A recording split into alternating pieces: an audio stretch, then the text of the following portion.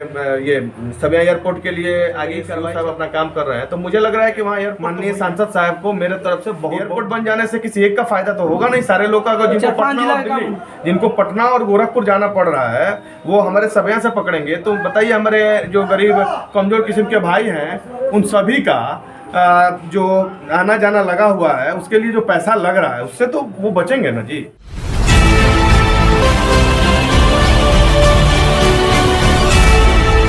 Iman TB chest and heart care clinic, याद रखें, center point near doctor Saroj Singh, Chakia road, Siwan, Bihar. Asthma, दमा, छाती में दर्द, फेफड़े में पानी, मशीन द्वारा फेफड़े की जांच, शुगर की बीमारी, सीओपीडी, लंग कैंसर, आईएलडी, आज ही पहुंचे Iman TB chest and heart care clinic, doctor Azad Alam. Thyroid, sugar और मोटापे से हैं परेशान तो मेट्रो हॉस्पिटल सिवान है एक बेहतर समाधान। डॉक्टर MS अहमद अंतर्राष्ट्रीय कुशलताओं के साथ दे रहे हैं सेवाएं। संपर्क करें centre point, Chakiya Bindusar road, Siwan. नमस्कार साथियों, आप देख रहे हैं प्राइम न्यूज इंडिया। लगातार अब हम लोग गोपालगंज जिला में भ्रमण कर रहे हैं और गोपालगंज में मीरगंज नगर परिषद क्षेत्र है और वहाँ पे कई दिनों से हम लोग भ्रमण कर रहे हैं। कई क्षेत्र में जाकर लोगों की समस्या को जान रहे हैं, वहाँ का माहौल जान रहे हैं और वहाँ पे ये जानने की कोशिश कर रहे हैं कि जो प्रत्याशी इस बार उठ रहे हैं चेयरमैन का, उप चेयरमैन का या वार्ड परिषद का, वो किस मामले में, किस मकसद से, किस उद्देश्य से चुनाव लड़ने के लिए आ रहे हैं। और ये हम सवाल जनता से भी कर रहे हैं और कहीं ना कहीं जो प्रत्याशी नए तौर पे आ रहे हैं उनसे भी कर रहे हैं।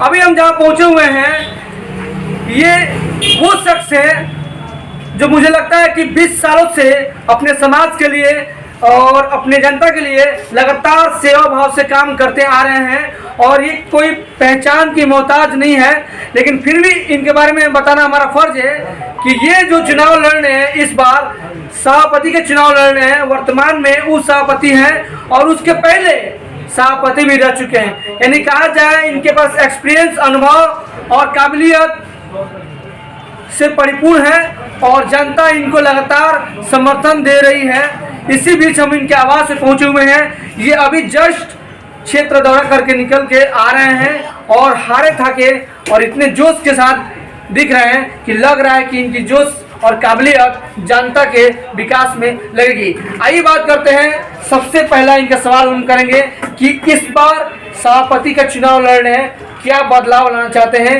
विकास क्या किया है इन्होंने, क्या नहीं किया है, वो बात की बात है। लेकिन अब की बार युवाओं का एक जहन हो रहा है क्योंकि इधर MLC का भी चुनाव चल रहा है, नगर परिषद का भी चुनाव का प्रोसेस हो चुका है और कहीं ना कहीं सरगर्मियां तेज हो चुकी है। इसी क्रम में बात करते हैं। सबसे पहले स्वागत है सर हमारे चैनल पे। सबसे पहले आपके चैनल का प्राइम न्यूज इंडिया का धन्यवाद। और आप मेरे पास, मेरे आवास पर आए और आके मेरा इंटरव्यू लेने के लिए आप मेरे पास फ़ोन किए। हम क्षेत्र में थे जी, लेकिन आपके फ़ोन आने के बाद तुरंत हमने कहा कि नहीं, कोई हमारे दरवाजे पे जो भी आया है, आप गेस्ट हैं, आपके आने के लिए तुरंत हम लोग यहाँ पहुँच गए। इसके लिए आपको धन्यवाद। इसके लिए मैं आपको धन्यवाद देना चाहूँगा सर। सच बता रहा हूँ कि मैं आपको बड़ा ही नहीं कर रहा हूँ सामने। एक चीज़ मैं आपको ये कहूँगा कि जो शख्स मतलब हर कोई बिजी है, मैं किसी बात नहीं कर रहा हूँ, लेकिन आप इतने पद में हैं, आप मुश्किल से लग रहा है कि 20 साल जनता के बीच रहे पद में रहकर, और मुझे नहीं लग रहा है कि आपके पास कोई मतलब थोड़ा भी आपके आसपास ईगो या घमंड टाइप का कोई चीज आ रहा है। जी बिल्कुल नहीं, ईगो तो मेरे पास है ही नहीं। मैं जनता का सेवक हूँ। 20 साल से जनता मुझे चुनाव जिता रही है, तो जनता का आशीर्वाद है, तो इसमें ईगो कौन सी बात है। ये जनता मुझे हीरो बनाई है, जनता चाहेगी तो मुझे जीरो बना देगी। ये तो जनता का है, मेरा कुछ नहीं है, मेरा कुछ नहीं है सर, सब जनता का है। तो ईगो किस बात का रहेगा। जिसको ईगो हो गया उसको तो राजनीति करना ही नहीं चाहिए मेरे ख्याल से।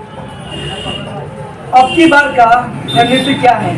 जी बिल्कुल, जो भी विकास हमने 2017 से लेकर 2022 तक जो किया है नगर परिषद मीरगंज के लिए, जी वो सराहनीय रहा है। सारी जनता के बीच मेरी विकास की जो भी कार्य हुई है, मैं सभी को एक दो चैनल के माध्यम से भी मैं बताया हूँ। फिर उस बात को मैं दोहराना चाहता हूँ कि सफाई की व्यवस्था हमारी उत्तीर्ण है। लगभग 3-4 जो भी नगर परिषद है अगल बगल गोपालगंज जिले में, उस सारे नगर परिषद से मेरा नगर परिषद सफाई के मामले में सबसे बेस्ट, सफल और अव्वल है। दूसरी चीज लाइट की जो व्यवस्थाएं हैं, वो भी लाइट की व्यवस्था बहुत ही सुदृढ़ तरीके से हमारे नगर परिषद मीरगंज क्षेत्र में, वो मरच्छा देवी चौक हो या स्टेशन रोड हो या बस स्टैंड हो या हथुआ मोड़ हो, सारे जगह लाइट की व्यवस्थाएं बहुत सुदृढ़ है। स्टेशन पे जो रात को और बस स्टैंड से जो यात्री उतरते थे, रात में उन्हें बहुत सी समस्या होती थी जो लाइट नहीं रहने के कारण। वो लाइट रह रही है तो अभी लग ही नहीं रहा है कि कब दिन है और कब रात है।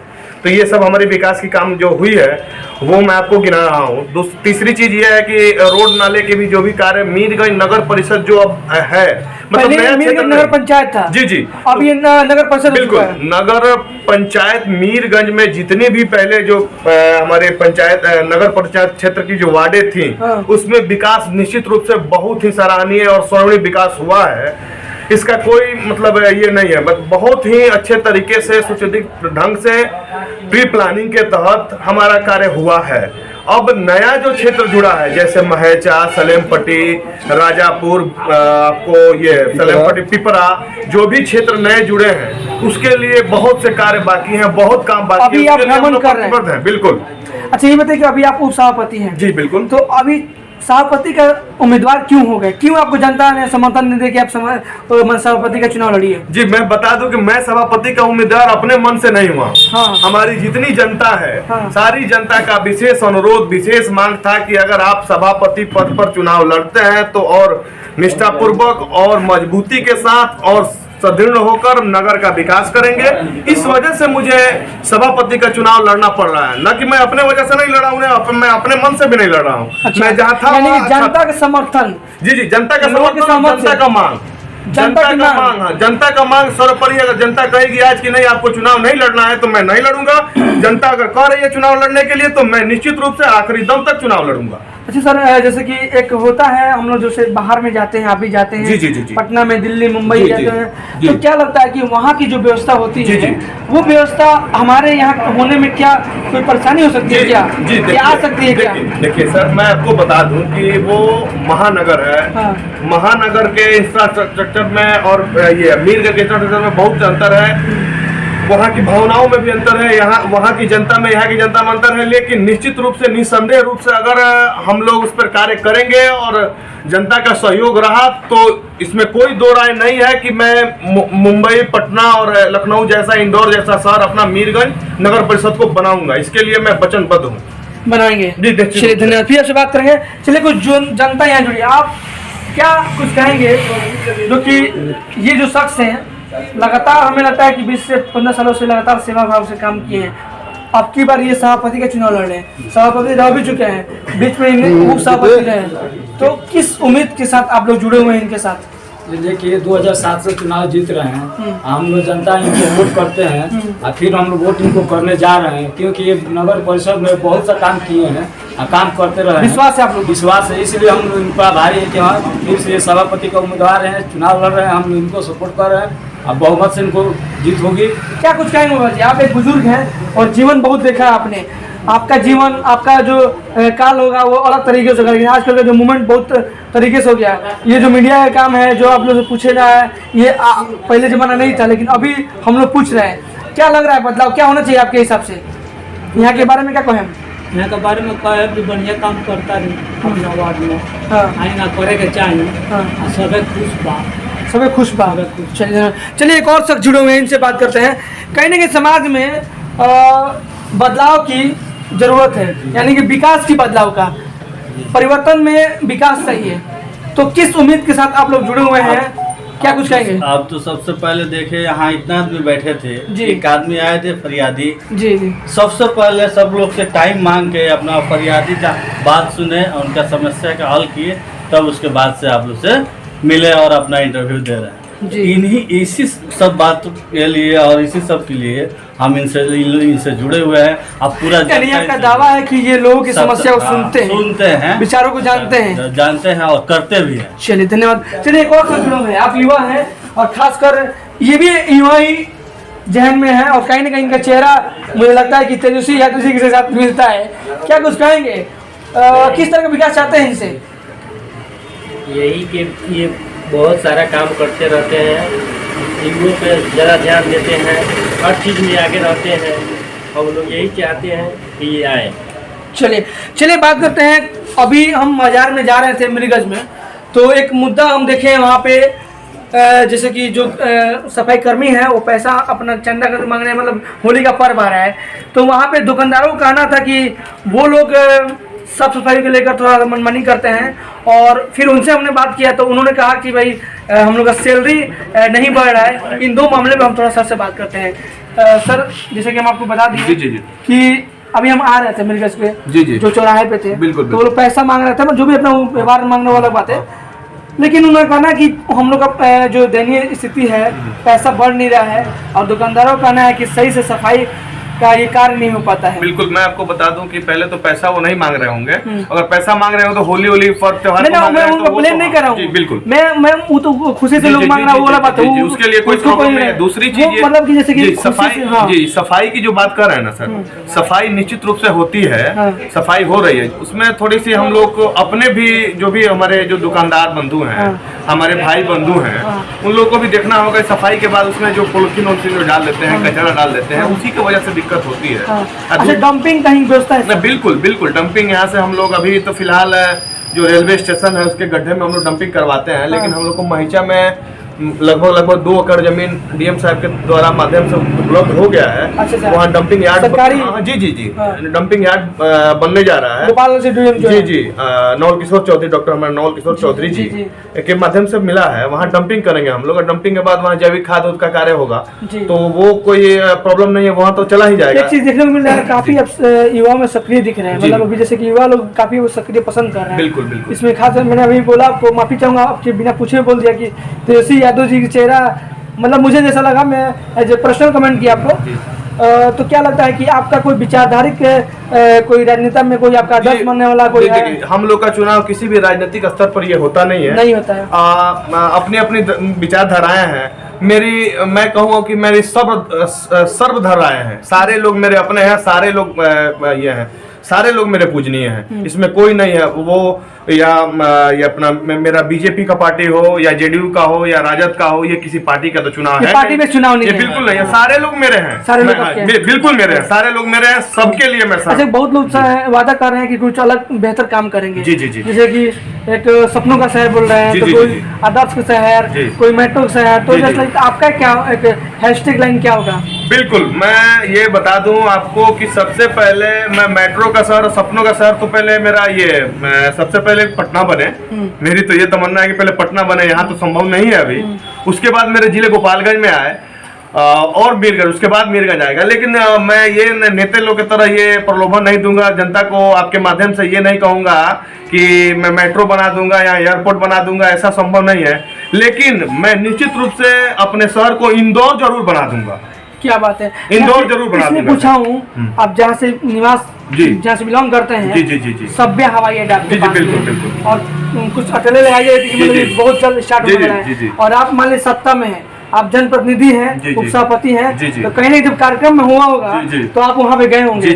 तो कार्यक्रम में जो वहाँ के एमपी हैं, क्या नाम उनका, मैं बता रहा हूँ, माननीय आलोक कुमार के द्वारा लोकसभा में बड़ी प्रमुखता के साथ इस मुद्दे को उठाया गया। माननीय उड्डयन मंत्री के द्वारा हमारे ये सभी एयरपोर्ट के लिए आगे ही कार्रवाई चल रही है। हमारे एसडीएम साहब, अनुमंडल पदाधिकारी महोदय और हमारे सभी भी अनुमंडल के जितने भी पदाधिकारी हैं, वो जाके सभी हवाई अड्डे का निरीक्षण करके जमीन खाली कराने की भी प्रक्रिया चल रही है। सीओ साहब अपना काम कर रहे हैं, तो मुझे लग रहा है कि वहाँ एयरपोर्ट तो हो ही जाएगा, निश्चित रूप से। इसके लिए आपके चैनल के माध्यम से हमारे माननीय सांसद साहब को मेरे तरफ से बहुत बहुत धन्यवाद। ये आग्रह है? जी बिल्कुल बिल्कुल, आग्रह क्या कर रहे हैं, वो कर रहे हैं, बिल्कुल कर रहे हैं। और आप लोग भी सहभागी हैं? बिल्कुल, सारे लोग मिलकर साथ में काम करेंगे। एयरपोर्ट बन जाने से किसी एक का फायदा तो होगा नहीं, सारे लोग का। अगर जिनको पटना और गोरखपुर जाना पड़ रहा है, वो हमारे सभ्या से पकड़ेंगे, तो बताइए हमारे जो गरीब कमजोर किस्म के भाई हैं, उन सभी का जो आना जाना लगा हुआ है, उसके लिए जो पैसा लग रहा है, उससे तो वो बचेंगे ना जी। इसके लिए तो बहुत अच्छा कार्य है। चलिए, धन्यवाद। एक लास्टली अपील क्या करेंगे? होली आ रहा है, शुभ रात आ रहा है, बहुत पर्व आ रहे हैं, उसके लिए क्या कुछ कहेंगे? मैं आपके चैनल के माध्यम से होली और शुभ रात की हार्दिक बधाई देता हूं, और आपसी भाईचारा के साथ सौहार्दपूर्ण में, क्योंकि होली और शुभ रात एक दिन ही अगल बगल में पड़ा है, इसलिए सभी को मेरे हाथ जोड़ के मेरा विनती है, सारे भाई लोगों से भाईचारा, आपसी भाईचारा के साथ शुभ रात और होली मनाएं। सभी को होली और शिवरात्रि की हार्दिक शुभकामनाएं। आपका बधाई। पूरा नाम क्या हुआ सर? धनंजय यादव नाम हुआ, धनंजय यादव, उप सभापति नगर परिषद मीरगंज, सह सभापति प्रत्याशी नगर परिषद मीरगंज। चलिए धन्यवाद। तो साथियों देखा कि हम बात किए पहुंचे हुए हैं गोपालगंज जिला में और मीरगंज नगर परिषद में।